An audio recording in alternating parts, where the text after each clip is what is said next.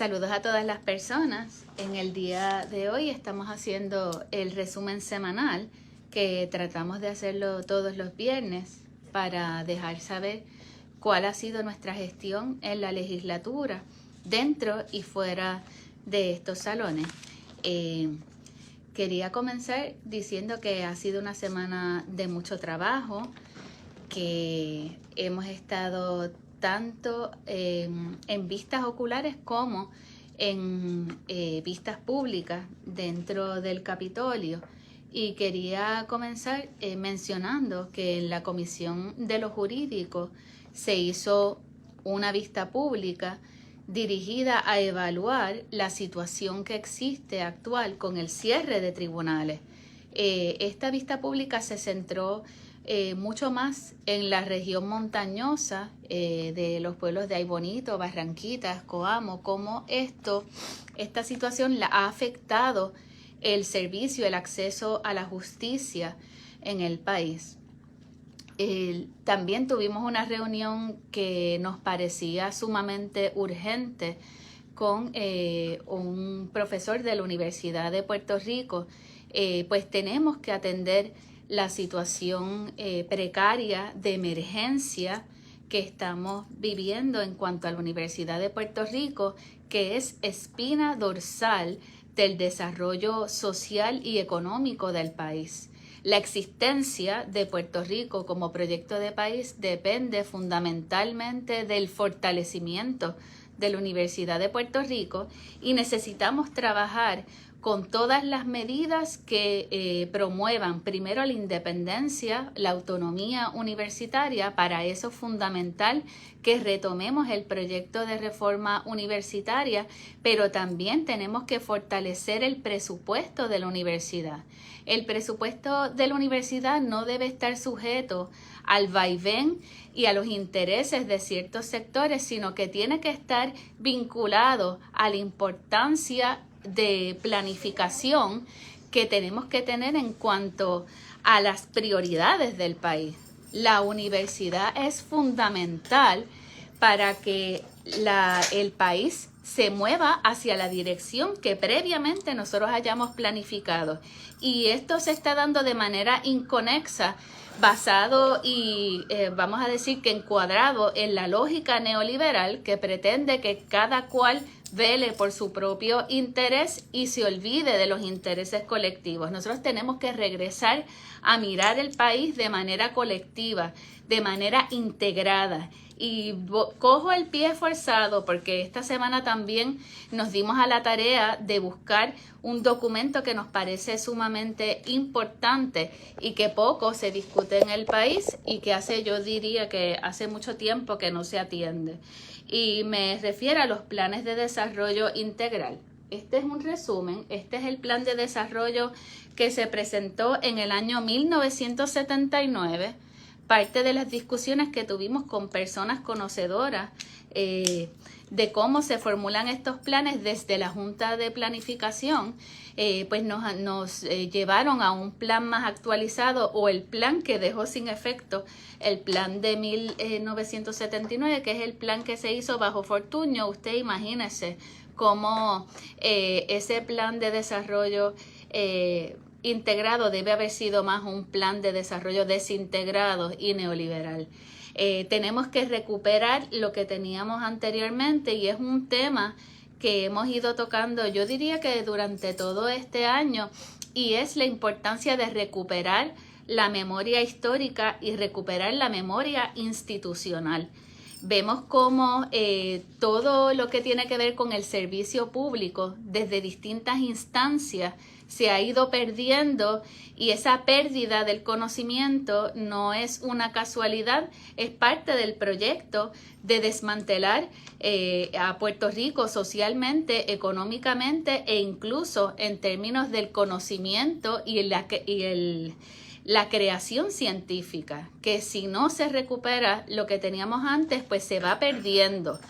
Y no hay esa interacción entre las generaciones que anteriormente estaban en el servicio público, y la gente que se está graduando y que accede al servicio público y que no conoce qué era lo que se hacía en 1940, qué era lo que se hacía en 1970, cómo iba cambiando la idea del país que se pensaba en ese momento, y hay una gran desconexión. Así que es importante, y nos parece que ese ha sido, vuelvo y repito, el tema de este año: recuperar la memoria institucional, la memoria histórica, recuperar las instituciones culturales, educativas, de conocimiento científico, y recuperar una de las instituciones más importantes, que es la Universidad de Puerto Rico. No podemos permitir que la Junta de Control Fiscal y los gobernantes y las personas que están dirigiendo desde el Ejecutivo, basados en una lógica neoliberal, destruyan un proyecto tan importante como lo es la Universidad de Puerto Rico. Quería resaltar varios asuntos. Estuvimos ese lunes por la mañana en una vista ocular de recursos naturales, visitando Vega Baja, donde ubica no sé si llamarlo una fábrica, ¿verdad? Pero esa instancia de producción energética que se llama Organic Power, y de procesamiento de desperdicios, yo diría que orgánicos, ¿no? Para ponerle un nombre.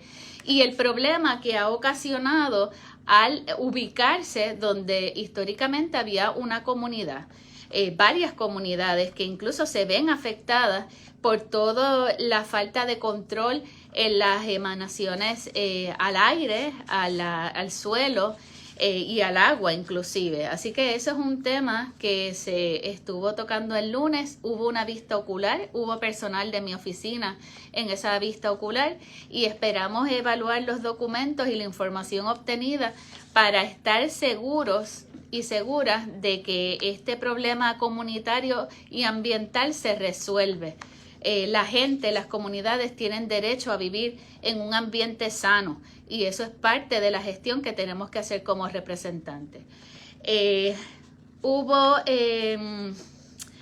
una medida en la Comisión de Transportación que nos parece importante, que establecería que el horario de construcción y reparación de carriles, que es un dolor de cabeza muchas veces a las 8 de la mañana y en horas pico, obligar a que todas esas reparaciones y reconstrucción y cortado de grama, etcétera, se hagan durante un horario nocturno que no afecte los horarios pico, donde debemos transportarnos hacia nuestros trabajos, a las escuelas y todas las gestiones que tenemos que hacer.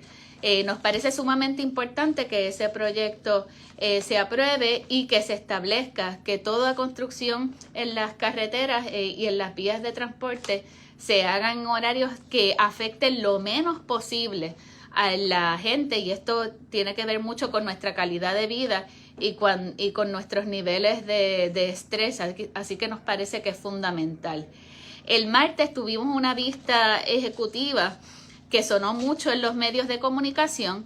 Pues en esta vista pudimos rescatar, yo diría que el error del presidente de la comisión al ponerse a indicar en los medios de comunicación una iniciativa que no fue consultada con el resto de los miembros de la Comisión de Recursos Naturales, de ofrecerle inmunidad a los invasores de la Reserva Estuarina Bahía de Jobo. Así que esa situación se pudo subsanar. No hay ningún plan de ofrecerle inmunidad a nadie en la Reserva Estuarina Bahía de Jobo, y por lo contrario, vamos a hacer una reunión ejecutiva con las instancias que están investigando en ese espacio toda la situación de crimen ambiental y de invasión de terreno, así que nos parece fundamental, y estaremos dejándoles saber cuál es el resultado próximamente de la reunión que tendremos con la Junta de Planificación, con la OCPE, con el Departamento de Justicia, con el Departamento de Recursos Naturales y con cualquier otra instancia, creo que el consorcio municipal también, con cualquier otra instancia que esté llevando a cabo investigaciones sobre lo que ocurrió y lo que podría estar ocurriendo en ese espacio. Otra vista importante que tuvimos el jueves fue la vista de los gastos alegres en la Universidad de Puerto Rico. Una vista que nos dejó ver claramente cómo cuando no hay una selección del personal, tomando en consideración las aptitudes y la preparación, pues eso da pie para que la selección arbitraria y por determinaciones de confianza del personal, en este caso era la presidenta entonces de la Universidad de Puerto Rico, la señora Velasco, ocasionó unos grandes conflictos de interés al nominar a la licenciada Rodríguez Dávila, quien dirigía en ese momento la división legal de la Administración Central, como Project Manager de un grupo de consulta y evaluación externo que eventualmente tuvo hicieron unos gastos alegres, realmente unos gastos tristes, pues se pierden los recursos de la Universidad de Puerto Rico al, en vez de reunirse ese grupo de evaluadores externos en uno de los espacios de la Universidad de Puerto Rico. Estoy pensando en el Jardín Botánico y en las instancias de presidencia allí o quizá en Plaza Universitaria, pues se les ocurre alquilar unos salones en el Hotel Verdanza y unos gastos espantosos. ¿Y quién responde finalmente? ¿Dónde está esa licenciada Rodríguez Dávila? ¿Qué efecto tuvo ese conflicto de interés, esa mala planificación de poner una persona a dirigir la división legal, luego a dirigir un comité de evaluación, a preparar facturas, a buscar solicitudes y entonces a pagarse las mismas facturas? Es una cosa increíble. Y estando en la división legal, pues no podía evaluar la legalidad de esa solicitud. Hay una vista del miércoles que también nos pareció fundamental. Fue una vista conjunta de la Comisión de Hacienda sobre el presupuesto de vivienda. Pero en esa vista, y lo hemos puesto en nuestra página web, que es mariananogales.com, pusimos allí toda la presentación que nos hizo Vivienda en cuanto a los proyectos de reconstrucción. Ahí hablamos, ¿verdad?, de la dificultad que nos han hecho llegar muchas personas sobre la falta de vivienda a largo plazo, sobre la falta de vivienda bajo sección 8 o plan 8 y la necesidad de que el Departamento de Vivienda, en vez de estar repartiendo vouchers para casas inexistentes, tenga un listado de vivienda disponible más allá de la vivienda pública, que además se ha privatizado su administración, y eso es un asunto que nos tenemos pendiente para investigar. Y tiene que resolver el Departamento de Vivienda la situación de ausencia de vivienda y la proliferación del mecanismo que se está utilizando sobre alquileres a corto plazo. Además del alza estrepitosa en los costos de las viviendas que hacen imposible que una persona pueda adquirir su primera residencia. También parte de la gestión que hemos estado haciendo, hemos solicitado en todas estas vistas, solicitamos documentos e información que están dirigidas a nosotros tener el conocimiento de quiénes son las personas responsables, quiénes le fallan al pueblo de Puerto Rico, y difundir esta información a la gente, que es parte de nuestra labor como representante. Una de las vistas más importantes, y yo creo que también le deben tener interés todo el mundo, es el asunto del lío en AutoExpreso. Y, ¿verdad? ¿Cuál es la palabra, verdad? El ataque cibernético que ocurrió en AutoExpreso y que nos tiene a nosotros ya 27 días, eran ayer, 28 días sin el servicio de AutoExpreso, prueba adicional de que la privatización no funciona y que esa compañía que había sido contratada en un contrato de 3 participantes de la Autoridad de Carretera, Metropista, y esta compañía que se llama PAM, P-A-M, que es quien manejaba toda la parte de la facturación de los peajes, pues ha sido intervenida por un hacker hace 28 días y esa situación no se ha resuelto. Pudimos establecer y decirle al representante CEO, whatever, del PAM, que la persona que es usuaria del servicio de AutoExpreso no podía ser responsable por una negligencia de la compañía. La compañía, su deber era tener un sistema de ciberseguridad robusto y fuerte que impidiese el que hubiese entrado un hacker a posiblemente tener acceso a información de los usuarios, cosa que no pueden decirlo categóricamente que no ocurrió. Eso se va a saber en una investigación que puede tardar posiblemente 4 semanas más, según la información que nos dieron. Así que está ese proyecto que nos parece fundamental para eliminar las multas y eliminar el cobro de peajes por todo el tiempo en que no ha funcionado el AutoExpreso. Carreteras y metropistas, si quieren cobrar algo, le deben reclamar ese pago a través de los seguros y las fianzas y las garantías que tiene esa compañía PAM, quien es la responsable de que hubiese ocurrido ese ciberataque y que no hubieran estado preparados. Así que si a alguien le van a cobrar algo, que se lo cobren al CEO de PAM y a las fianzas y a las garantías que tengan puestas los seguros también. Al ciudadano no le deben cobrar esas multas ni esos peajes, pues también presenta un problema de cómo vamos a estar seguros de que lo que nos están cobrando hace 28 días es lo que realmente utilizamos en términos del tránsito y los peajes. Que se lo cobren al CEO de PAM.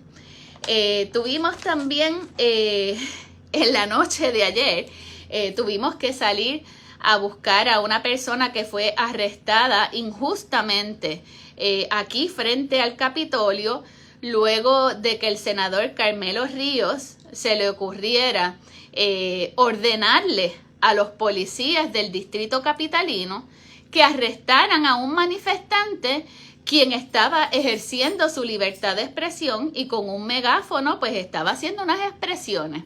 Es una cosa increíble que la policía se haya prestado para atender los caprichos de un legislador que no se atreve a estar de frente cuando le están cuestionando su gestión legislativa. Exacto. Pobre joven. Asimismo, desde las 5 de la tarde estuvo ese joven arrestado. El arresto fue un arresto donde hubo uso de fuerza ilegal por parte de la policía. Tan fue así que el joven fue llevado al CDT antes de llevarlo al cuartel. Allí en el cuartel todavía, cuando llegaron los abogados y otras personas, la policía no quiso permitir que los abogados pudiesen entrevistar al joven y ha salido ese video magnífico donde uno ve a Carmelo Ríos envalentonándose, claro, cuando tiene 2 guardias atrás, porque solito es otros 20 pesos. Y bueno, podría ser historias que no puedo hacerlas en un live, no tienen que ver con el resumen semanal. Pero Carmelo Ríos es valiente cuando tiene policías atrás. Ese es el único momento donde es valiente. De todas maneras, le arrestan y lo arrestan para presentarle una solicitud de orden de protección bajo la ley de acecho, cosa que nunca amerita un arresto de esa manera.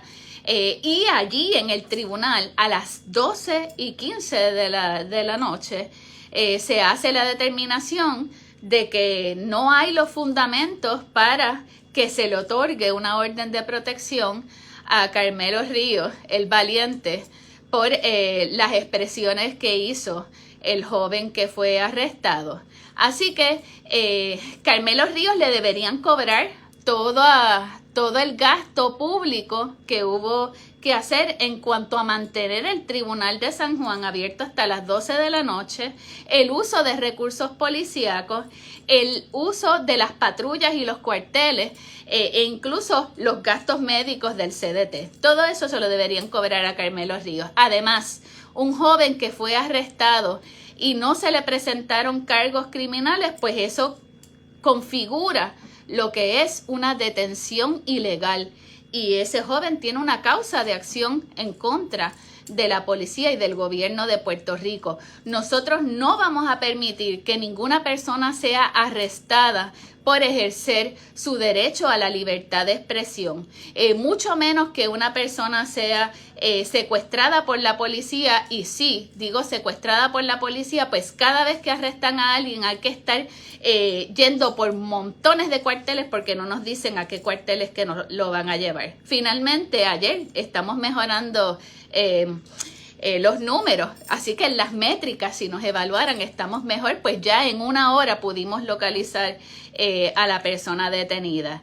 Es importante que para todos los casos, más allá de los casos de libertad de expresión y de estos arrestos de manifestantes, nunca dejemos a las personas arrestadas solas en los cuarteles, pues eso puede significar dormir en un cuartel de manera innecesaria y pasar una noche sin comida y sin recursos. Es terrible, ¿verdad?, lo que puede ocurrir en un cuartel, sin hablar de los casos de brutalidad policíaca, que nos podemos sentar a hablar 2 o 3 horas, y tengo los numeritos de querellas administrativas. Antes de que se me olvide, y con esto quiero cerrar, nos parece importante reiterar nuestra solicitud de que policías que están en el distrito capitolino, particularmente el capitán Rivera, que si recuerdan le voy a hacer dos cuentos. El primero, en el plantón feminista, el capitán Rivera que fue en noviembre, una actividad de mujeres, fue uno de los que agredió a varias mujeres. Incluso yo le presenté una querella administrativa por uno de esos casos donde el policía le dio en los nudillos a la mujer con la macana. Y también por esta área. También es el policía, y sí, estoy segura que todos lo recordarán, que agarró el peine de bala de su pistola y le dio un puño a una persona de ambulante, le dio un puño en la nariz. Capitán Rivera está aquí en el distrito capitolino y fue uno de los policías que llegó al cuartel a buscar al muchacho. Así que el capitán Rivera tiene mucha responsabilidad en este arresto ilegal de un manifestante a solicitud del valiente Carmelo Ríos. Así que eso es un asunto pendiente. Vamos a darle seguimiento a las solicitudes y las cartas que enviamos al comisionado de la policía para que se atienda de una vez y por todas la situación del capitán Rivera, y no debe quedar impune y tampoco puede seguir estando protegido por ciertos políticos que existen aquí en el Capitolio de Puerto Rico. Esperamos que este fin de semana puedan estar bien y descansar un poco. Descansar es un derecho humano. Recuerden, las personas en su familia que necesitan que las releven del cuidado de personas envejecientes, de personas enfermas, de niños, releven a la gente. La gente necesita espacios de descanso, y que pasen buen fin de semana.